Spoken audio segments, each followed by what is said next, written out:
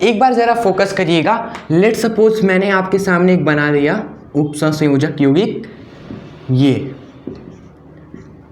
Whole 6 ये।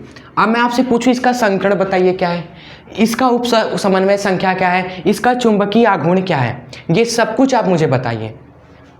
दिक्कत होगा ना, लेकिन डोंट वरी, इसी को सॉल्व करने के लिए आ चुका है संयोजकता आबंध सिद्धांत, जो कि एग्जामों में 2024-23 कई बार पूछा गया है। इंपॉर्टेंट है आपका यह सिद्धांत। इसी सिद्धांत में हम जानेंगे कि कैसे हम किसी भी उपसंयोजक यौगिक का संकरण निकाल सकते हैं, ज्यामिति पता कर सकते हैं, चुंबकीय आघूर्ण निकाल सकते हैं। ये सब कुछ हमें बताता है संयोजकता आबंध सिद्धांत। 4 से 5 पॉइंट्स आपको अच्छे से एक्सप्लेन करके लिखना है इसमें, ठीक है। सो चलिए एक एक पॉइंट को हम समझते हैं और कैसे क्या है सिद्धांत के बारे में A to Z क्लियर करते हैं एग्जाम्पल के साथ।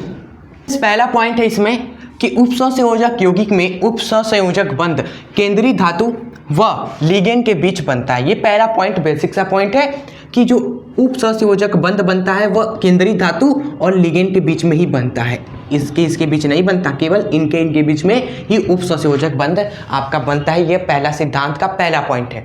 उसके बाद सेकंड पॉइंट है कि उपसंयोजक यौगिकों का संकरण ज्यामिति चुंबकीय आघूर्ण लिगेंड पर निर्भर करता है। ये सब कुछ दोस्तों आपका लिगेंड पर निर्भर करता है। संकरण क्या होगा, ज्यामिति क्या होगा, चुंबकीय आघूर्ण क्या होगा, क्लियर। जैसे यहाँ पर अगर आप इसका संकरण कुछ बताओगे, मान लो इसका संकरण यहाँ पर स्टूडेंट्स कितना है, हम बता दे रहे हैं यहाँ पर D2sp3 है यहाँ पर, ठीक है। ये सब कैसे आ रहा है हम आपको बताएंगे, भी चिंता मत करिए।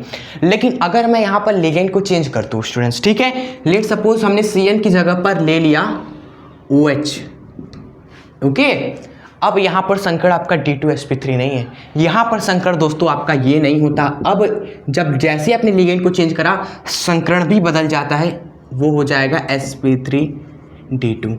यस, तो ये सब कुछ कैसे हो रहा है, सब लिगेंड पर निर्भर कर रहा है। संकरण हो, ज्यामिति हो या फिर चुंबकीय आघूर्ण हो, यह सब कुछ आपका लिगेंड पर निर्भर करता है, ठीक है। आइए बताते हैं आखिर ये लिगेंड क्या बला हो गई सर, आइए बताते हैं। देखिए दो तरह का लिगेंड डिवाइड किया गया है इस सिद्धांत में। एक लिगेंड को बोला गया प्रबल क्षेत्र लिगेंड, एक लिगेंड को बोला गया दुर्बल क्षेत्र लिगेंड, ठीक है।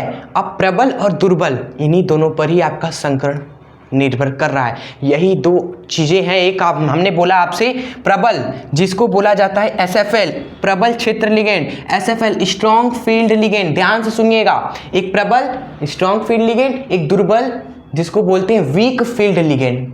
इन दोनों पर ही आपका दोस्तों संकरण निर्भर करता है। आइए यहाँ पर आपको बताते हैं, चलिए एक एक करके आते हैं यहाँ पर। अगर मैंने उपसंयोजक संख्या यानी कि कोऑर्डिनेशन नंबर आप सभी पढ़े हैं, कोऑर्डिनेशन नंबर अगर हमने दोस्तों 2 लिया तो संकरण आपका सिंपल सा sp होता है और ज्यामिति यहाँ पर रेखी होती है, इसमें कोई डाउट नहीं है। आइए आगे बढ़ते हैं अब जरा सा। अगर हमने उपसंयोजक संख्या स्टूडेंट्स 2 से बढ़ाकर 4 ले ली, भाई 3 पर मत आइए, 3 नहीं होता है आपका उपसंयोजक संख्या, 4 हमने ली, तो स्टूडेंट्स आपका संकरण sp3 हो सकता है, dsp2 हो सकता है संकरण, और d3sb हो सकता है। 4 उपसंयोजक संख्या होती है तो संकरण 3 तरह का आपका होता है। लेकिन आखिर होगा हमारा कौन सा संकरण, हम कौन सा संकरण लेंगे स्टूडेंट्स, ठीक है। तो देखिए अगर आपका ये वाला संकरण होगा, लेकिन ये संकरण कब होगा स्टूडेंट्स, आपका जब वीक फील्ड लिगेंड होगा। ध्यान दीजिएगा, यही आपको याद करना है इस सिद्धांत में। अगर वीक फील्ड लिगेंड है तो यह संकरण होगा, अगर स्ट्रॉन्ग फील्ड लिगेंड है तो यह दोनों संकरण आपका होगा, ठीक है। और आकार भी अलग अलग हो जाता है। जैसे इस वाले केस में आपका जो ज्यामिति होती है वह आपकी होती है चतुष्फलकी,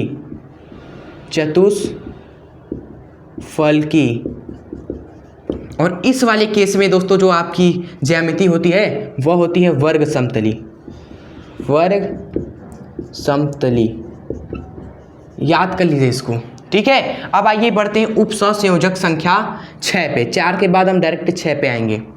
6 अगर होगा तो संकरण आपका दोस्तों 2 तरह का हो सकता है, एक sp3d2 और एक आपका हो सकता है d2sp3, ठीक है। और ये आपका कब होगा, जब लिगेंड वीक फील्ड होगा और ये आपका तब होगा जब स्ट्रॉन्ग फील्ड लिगेंड होगा आपका, स्ट्रॉन्ग फील्ड लिगेंड। और ज्यामिति की बात करें तो दोनों में आपका अष्टफलकी, दोनों में अष्टफलकी, अष्टफलकी दोनों में आपका ज्यामिति सेम रहता है। ठीक है, तो आप 3 कोऑर्डिनेशन नंबर के लिए ज्यामिति अलग अलग देख लीजिए। वैसे इंपॉर्टेंट आपका ये है कि अगर उपसंयोजक संख्या 6 होगी, 6 उपसंयोजक संख्या का मतलब ये होता है कि केंद्रीय धातु परमाणु से जो इलेक्ट्रॉन मिल रहे हैं वो 6 मिल रहे हैं। जैसे यहाँ पर 6 इलेक्ट्रॉन दे रहा है ना इसको, तो उपसंयोजक संख्या यहाँ पर 6 है। ठीक है, अगर आप देख रहे हो लिगेंड आपका वीक फील्ड लिगेंड जुड़ा हुआ है तो आपका संकरण sp3d2 होगा। अगर ये संकरण, अगर ये लिगेंड हमने कर दिया स्ट्रॉन्ग फील्ड लिगेंड यानी कि Cn, तो वहां पर आपका संकरण ये होगा। ठीक है, तब ये आपका संकरण नहीं होगा। सब कुछ आपका लिगेंड पर निर्भर करता है। क्लियर? तो संकरण आप पहचानना सीखिए इस आबंध के द्वारा। और मेन बात कि सर स्ट्रॉन्ग फील्ड लिगेंड कौन कौन से होते हैं, वीक फील्ड लिगेंड कौन कौन से हैं, ये बता दीजिए। तो आइए इस सिद्धांत में ही बताया गया है, आपको लिखवा देते हैं। देखिए चौथा पॉइंट में आप लिखेंगे कि जो आपके प्रबल क्षेत्र लिगेंड है, आप लिख लीजिएगा हिंदी में प्रबल क्षेत्र लिगेंड कौन कौन से हो गया। जैसे आपका Cn हो गया, CO हो गया, NH3 हो गया, एंड आप लिख सकते हैं यहाँ पर NO2-। तो ये सब आपके स्ट्रॉन्ग फील्ड लिगेंड हो गए। और बाकी के जैसे OH हो गया, ये सब H2O हो गया ये, और आप एक देखते होंगे स्टूडेंट्स EN ये, और आप एक आपने देखा होगा लिगेंड, क्या नाम है उसका, हाँ वही क्लोरीन हो गया, फ्लोरीन हो गया, आपका आयोडीन हो गया। स्टूडेंट्स ये सब आपके वीक फील्ड लिगेंड ही होते हैं आपके। और आप देख लो CNS, ये आपका वीक फील्ड लिगेंड होता है स्टूडेंट्स। ठीक है, जो कि तो अभी हमने 4 पॉइंट्स देखे हैं स्टूडेंट्स। अब आगे बढ़ते हैं हम और 5वां पॉइंट्स देखते हैं। इसको आप क्या करें, नोट कर लें। तो 5वां पॉइंट सबसे ज़्यादा हमारा इंपॉर्टेंट है, लास्ट पॉइंट है और बहुत इंपॉर्टेंट है। अच्छे से उदाहरण के साथ चलिए हम आपको बताएंगे ये एग्जाम्पल। ठीक है, देखिए इस कहा है इस पॉइंट में कि यदि उपसंयोजक यौगिक में लिगेंड SFL है, SFL मतलब कि वही प्रबल क्षेत्र लिगेंड है आपका, तब संकुल आंतरिक कक्षक संकुल या फिर निम्न प्रचक्रण संकुल होता है। और WFL में इसका उल्टा होता है स्टूडेंट्स, यानी कि अगर WFL होगा तो जो आपका संकुल है वो आंतरिक की जगह क्या होगा, ब्राहा कक्षक संकुल होगा, और निम्न की जगह पर उच्च प्रचक्रण संकुल होता है। ठीक है, जैसे समझिएगा स्टूडेंट्स, जितने भी सारे आपको पॉइंट बता रहे हैं ना, सब कुछ आपको रिसर्च करने के बाद ही आपको बता रहे कि एग्जैक्ट इसमें क्या सिद्धांत में बताया गया है। WFL के बारे में बताया, SFL के बारे में बताया गया है, संकरण के बारे में बताया गया है, और आपका चुंबकीय आघूर्ण के बारे में बताया गया है। तो यही सब तो हमें सीख के जाना है कि अगर आ जाए एग्जाम में संकरण पूछ दे तो हम बता पाए। हमसे पूछ दे चुंबकीय आघूर्ण बताओ इस उपसंयोजक यौगिक का, तो हम बता पाए, क्योंकि हमने पढ़ा है संयोजकता आबंध सिद्धांत। सो अच्छे से समझिएगा ये पॉइंट को। जैसे उदाहरण के लिए हमने ले लिया, चलिए हम ले लेते हैं ये Na3 और Fe। अब मैं इसका संकरण आपसे पूछूं तो आप क्या बताओगे, संकरण बताइए। तो अगर आपने संयोजकता आबंध सिद्धांत पढ़ा है, संकरण पूछ रहे हो ना सर, आज भी बताते हैं। देखा जाए तो समन्वय संख्या इसकी 6 है, और लिगेंड कौन सा है, Cn है, जो कि SFL होता है। तो SFL अगर लिगेंड है स्टूडेंट्स, तो संकरण क्या होगा, 6 उपसंयोजक संख्या वालों में क्या होगा, sp3d2sp3 होगा। ये हमने आपको बता रखा है, तो यहाँ पर संकरण आप बता दिए d2sp3। चलिए अब सेकेंड बात हम आपसे पूछ रहे हैं, इसका चुंबकीय आघूर्ण बताइए। सेकेंड बहुत इंपॉर्टेंट, ये पूछा जाता है, आपको देकर पूछेगा, जो कि यही सिद्धांत आपको सिखाएगा निकालना। चुंबकीय आघूर्ण बताइए क्या होगा। चुंबकीय आघूर्ण का फॉर्मूला पहले पता होना चाहिए। फॉर्मूला होता है इसका अंडर रूट में n ब्रैकेट में n+2। n आपकी क्या होती है, यहाँ पर n आपकी होती है, यहाँ पर बता दे रहे हैं साइड में कहीं, हाँ n आपकी होती है अयुग्मित इलेक्ट्रॉन की संख्या। ध्यान से देखिएगा, अयुग्मित इलेक्ट्रॉन। ठीक है, तो हमें पता करना पड़ेगा कि अयुग्मित इलेक्ट्रॉन कितने हैं। यही यहाँ पर आपका दोस्तों प्ले होगा, खेला जाएगा आपके साथ। अयुग्मित इलेक्ट्रॉन कैसे निकलेगा, यहाँ पर कैसे निकलेगा स्टूडेंट्स, केंद्रीय धातु परमाणु का हम जब लिखेंगे इलेक्ट्रॉनिक विन्यास तभी निकलेगा। तो यहाँ पर केंद्रीय धातु परमाणु है आपका स्टूडेंट्स, यहाँ पर Fe+3 है। यहाँ पर केंद्रीय धातु परमाणु है Fe+3। Fe मत लिख लीजिएगा भाई, इस पर जो आवेश है वह भी हमें निकाल कर लिखना होगा। इसका आप x मान लीजिएगा, ये हो जाएगा +3 आपका, 3 बार तो +3 और ये -6। इसको सॉल्व करेंगे तो x का मान आ जाएगा दोस्तों +3 आ जाएगा ना इसको सॉल्व करने पर। भाई 3 में से 6 गया, -3 उधर जाएगा तो +3 आ गया। अब इसी का चलिए लिखते हैं जरा इलेक्ट्रॉनिक विन्यास। तो इलेक्ट्रॉनिक विन्यास लिखते हैं 1s2 2s2 2p6, फिर आएगा 3s2, फिर आएगा 3p6, फिर आएगा 4s2। टोटल कितने हो गए? 4 6 10 10 2 12 6 18 2 20 हो गए। ठीक है, फिर उसके बाद 3d6 है दोस्तों, ये आपका आयरन का इलेक्ट्रॉनिक विन्यास होता है। अब +3 इस पे आवेश यानी कि 3 इलेक्ट्रॉन निकलेंगे। 72 कक्षक में से ही आपका इलेक्ट्रॉन निकलता है। तो दोस्तों बाहर बताइए कौन है, ये है कि ये है? पहले 4s आता है ना बाहर में, तो इसमें से 2 निकल गया तो 0 हो गया। फिर 1 इसमें से निकलेगा भाई, 4 के बाद हमारा 3 आया भाई, पहले 4 है उसके बाद में 3 आया, तो बाहर 4 था तो इसमें से 2 इलेक्ट्रॉन निकाल लिया। अब उसके बाद आता है हमारा ये 3d में से हम कितना निकाले भाई? 2 यहाँ से निकल गया, 1 यहाँ से निकाल देते हैं तो 5 हो गया यहाँ पर स्टूडेंट्स। ठीक है, समझ में आया आपको? Fe+3 का हमने इलेक्ट्रॉनिक विन्यास लिखा है, ये आपको आना चाहिए पहले से। अब देखिए हम अयुग्मित इलेक्ट्रॉन देखते हैं इसमें कितने हैं। देखिए बनाते हैं इलेक्ट्रॉनों को भरते हैं जरा, तो देखते हैं कितने अयुग्मित इलेक्ट्रॉन हैं। कितने बॉक्स होते हैं? टोटल 5 होते हैं ना, तो 1 2 3 और ये 4 ये 5। ओके, अब 5 इलेक्ट्रॉन को इसमें भरना है हमें, तो आइए भरते हैं।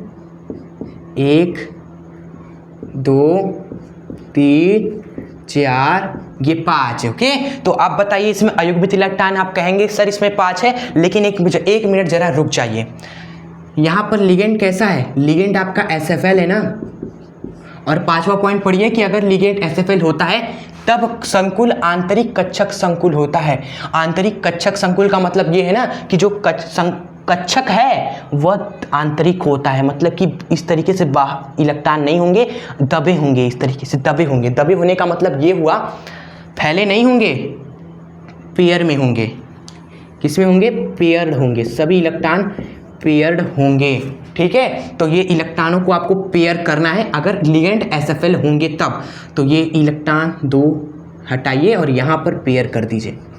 ओके, और बचेगा क्या भाई? ये तो अकेला बच गया, इसको तो आप चाह कर भी पेयर नहीं कर सकते, ये अकेला ही रह गया, इसका कोई जोड़ी है अब नहीं है। तो यही आपका दोस्तों अनपेयर इलेक्ट्रॉन होगा, यही आपका दोस्तों n का वैल्यू हो जाएगा कितना? 1। तो यहाँ से अब 1 आप रखोगे, समझ में आया आपको?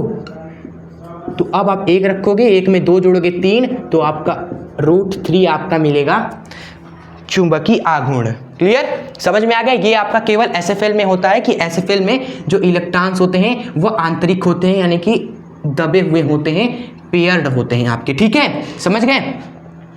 ठीक है सर, अगर इमेजिन करिए यहाँ पर हमने लिगेंड को WFL ले लिया, लिगेंड को हमने ले लिया OH।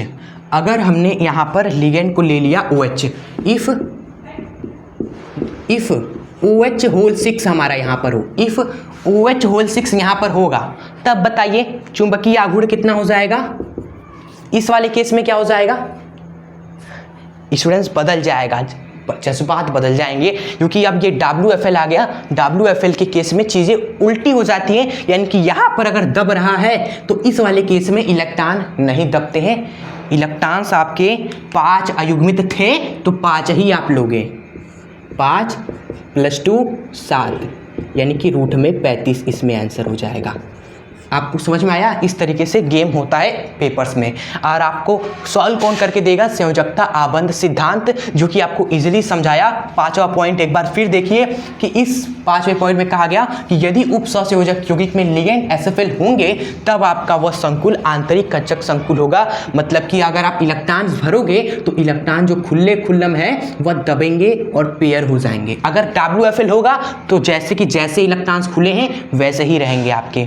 ठीक है, तो ये आपका है पूरा संयोजकता, आबंध, सिद्धांत, और आई होप आपको समझ में आ चुका होगा भाई। ये गर्मी पता नहीं कब जाएगी, लेकिन हम कहीं नहीं जाने वाले भाई। गर्मी जाए ना जाए, हम रहेंगे और आपके साथ इस तरह हर एक टॉपिक को फोड़ दे के रख देंगे, और सही कंटेंट आपको इस चैनल पर मिलेगा। तो इस चैनल से सब्सक्राइब करके जुड़ जाए अभी जल्द ही। तब तक के लिए जय हिंद, वंदे मातरम।